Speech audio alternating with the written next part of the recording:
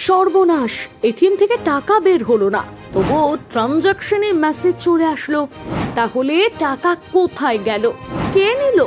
গ্রাহকদের মাথায় হাত। এটিএমে গিয়ে এমন সমস্যায় পড়লে কি করা যাবে, দেখুন আজকের প্রতিবেদনে। বর্তমানে সবই ডিজিটাল, খাওয়া দাওয়া থেকে শুরু করে জামা কাপড় কেনা সবই ডিজিটাল। এমনকি সেই কবে লাইনে দাঁড়িয়ে টাকা তোলার ঝুঁকিও বন্ধ হয়ে গিয়েছে। তার চেয়ে বাবু এটিএমে ঢুকে মেশিনের কার্ড দিলেই টুক করে টাকা চলে আসবে হাতে, ব্যাস ঝামেলাও আর পোহাতে হচ্ছে না।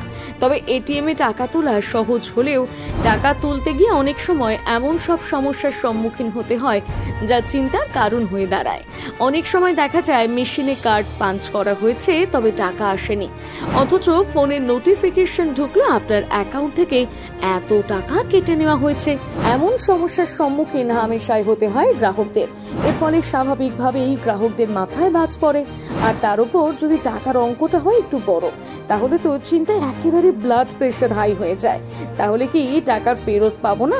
হঠাৎ এমন হবার কারণ কি? নানা ধরনের প্রশ্ন ঘুরে বেড়ায়। কিন্তু এমন সমস্যার সম্মুখীন হলে আপনাকে চিন্তা করতে হবে না, কারণ এই সমস্যা থেকে বেরিয়ে আসারও উপায় রয়েছে। তবে জানিয়ে রাখি, এটিএম এ টাকা তুলতে গিয়ে এমন সমস্যার কারণ হচ্ছে যান্ত্রিক গোলযোগ কিংবা প্রযুক্তিগত কোনো ত্রুটি। তবে এই সমস্যা থেকে সহজেই বেরিয়ে আসা যায়, কারণ আরবিআই এর নিয়ম অনুসারে আপনার কেটে নেওয়া টাকা 7 দিনের মধ্যে অ্যাকাউন্টে আবার জমা পড়ে যায়। আর যদি 7 দিনের মধ্যে অ্যাকাউন্টে ফেরত না আসে, তাহলেও চিন্তা করতে হবে না, কারণ এমন ঘটনা ঘটলে উল্টে সংশ্লিষ্ট ব্যাংকেই প্রতিদিন 100 টাকা করে ক্ষতিপূরণ দিতে হবে।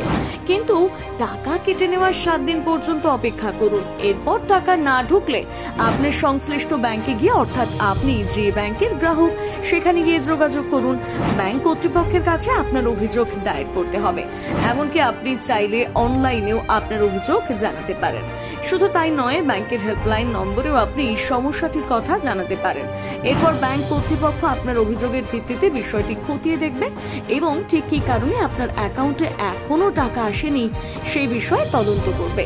এরপর হয়তো ব্যাংকের তরফ থেকে আপনাকে নির্দিষ্ট কিছু সময় বলে দেওয়া হবে, তবে ওই সময়ের মধ্যে আপনার অ্যাকাউন্টে ওই টাকা ফের জমা পড়ে যেতে পারে। তবে নিয়ম অনুসারে এই সমস্যা 30 দিনের মধ্যে সংশ্লিষ্ট ব্যাংকে জানাতে পারবেন।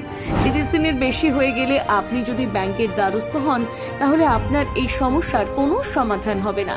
তাই আপনিও যদি এই সমস্যার সম্মুখীন হয়ে থাকেন, তাহলে চিন্তা আর কোনো কারণ নেই। ডিজিটাল যুগে দাঁড়িয়ে এই সমস্ত সমস্যা প্রায়ই লেগে থাকে। তবে সব সমস্যারই সমাধান তৈরি করা রয়েছে, কিন্তু সবই নিয়ম অনুসারে করতে হবে।